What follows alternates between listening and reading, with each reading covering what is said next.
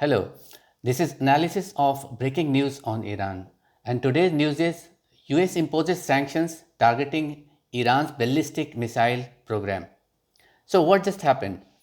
Yesterday, that is 30th of March, the United States imposed missile related sanctions on Iran. Specifically, the US Department of the Treasury's Office of Foreign Assets Control sanctioned an Iran based individual and his companies for activities such as aiding the missile development unit of the IRGC. Another Iranian individual was also sanctioned on related activities. The US has officially reasoned that these sanctions have been imposed due to Iran's missile attack in the Erbil region of Iraq on 13th March.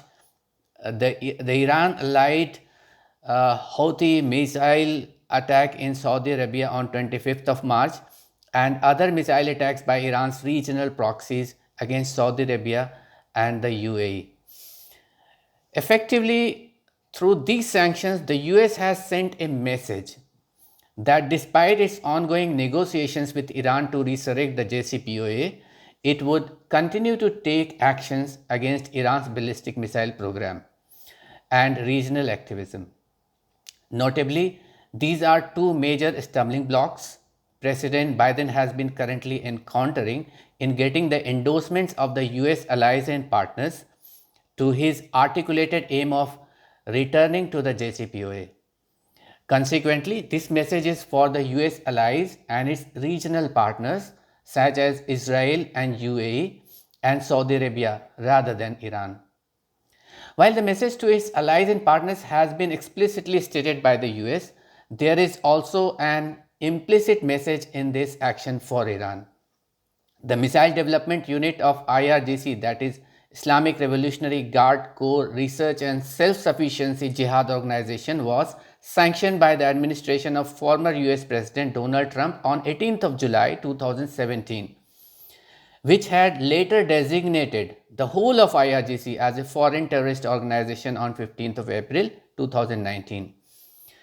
Going by the media reports, the primary sticking point in the way of a breakthrough on the JCPOA is the question of IRGC's terrorist designation.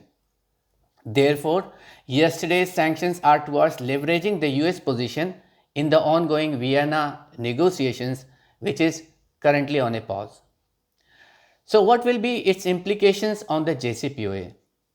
While these sanctions may be helpful in mitigating the concerns of the US allies, whether it will aid or abate the JCPOA negotiations would largely depend on the flexibility shown by Ayatollah Khamenei. Notwithstanding the final outcome, through this action, President Biden has exhibited more commitment to his aim of returning to the JCPOA, not less. Deal or no deal, Iran's ballistic missile program has been under controversy uninterruptedly. The JCPOA was agreed on 14th of July 2015 and just 3 months later, in October 2015, Iran test-fired its precision-guided long-range missile named Imad. In January 2016, the US Department of the Treasury imposed sanctions on some Iranian individuals and companies linked to its ballistic missile program. On 8th March 2016, IRGC's Aerospace Division test-fired several ballistic missiles, with the US threatening to bring this issue to the United States Security Council. A day later, IRGC test-fired two ballistic missiles named Qadr H and Qadr F as part of a military exercise. On 14th April 2016, UNSC criticized these tests but fell short of terming them in contravention to the UNSC Resolution 2231 endorsing the JCPOA.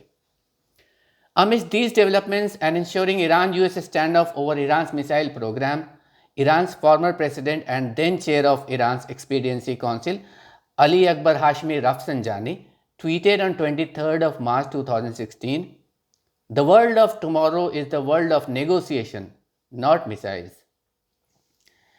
In the wee hours of 30th March 2016, writers carried out an exclusive report about the US allies, concluding that Iran's missile tests had flouted the JCPOA.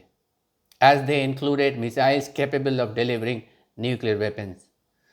Under these backdrops, Iran's Supreme Leader Ayatollah Khamenei delivered a speech in which he reprimanded Rafsanjani for his view and most emphatically ordained that Iran would not compromise on its missile development program under the Western pressure.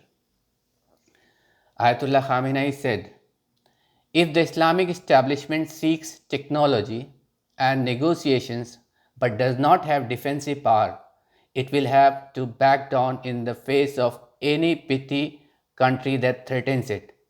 They say the future of the world is one of negotiation and not one of missiles.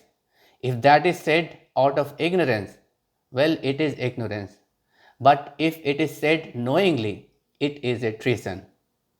These are times of both missiles and negotiations." Unquote. The date on which Khamenei delivered this speech was 30th of March 2016. Call it a coincidence or President Biden's sense of history. He chose to impose missile-related sanctions on Iran on the 6th anniversary of Khamenei's resolution that he would not compromise on his missile development program. With this, we end this session. Thank you so much for watching.